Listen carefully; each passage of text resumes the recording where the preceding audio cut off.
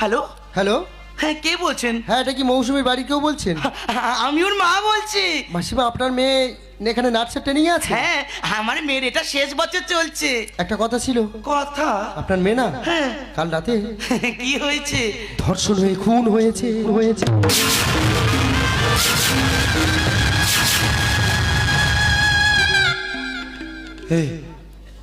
তো তোমার হাত থেকে ফোনটা পড়ে গেল যে, তুমি চুপ করে আছো কেন?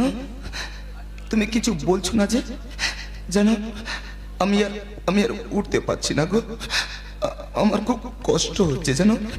আচ্ছা আচ্ছা, তুমি চুপ করে আছো কেন? মেয়ে তো ফোনে কথা বলছে।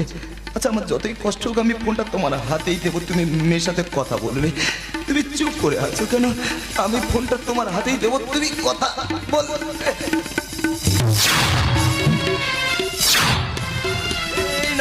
তুমি মেয়ের সাথে কথা বলো, ফোনে কথা বলো। আপনার মেয়ের শেষ দেখা দেখে নিন, ওনাকে এক্ষুনি দাওয়া করতে হবে। আমার মেয়ে কি আপনি জানেন না কাল রাতে ধর্ষণে খুন হয়েছে?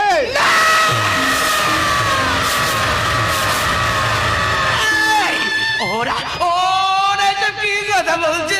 তুমি বলো না গো, তুমি বলো না, ওরা সব মিথ্যে কথা বলছে। তুমি চুপ করে গেলে কেন? তুমি আর কথা বলছো না কেন গো? এই তুমি কথা বলো।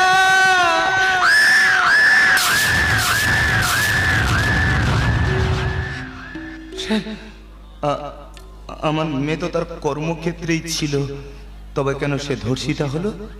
আচ্ছা আচ্ছা, আপনারা বলুন না, আমরা তো সবাই জানি নারী পুরুষের সমান অধিকার। একজন পুরুষ মানুষ যা পারে একজন মহিলাও তা পারে। তবে কি পুরুষত্বকে বোঝায় রাখার জন্য মহিলাদেরকে দমিয়ে রাখা হয়? আপনি বলুন না স্যার, এদেশের প্রধানমন্ত্রী ইন্দিরা গান্ধী ছিল একজন মহিলা, পুরুষ নয়? এদেশের রাষ্ট্রপতি দ্রৌপদী মুর্মু একজন মহিলা আছেন, পুরুষ নয়? নোবেল জয়ী সমাজসেবী মাদার তেরেসা একজন মহিলা ছিলেন, পুরুষ নয়?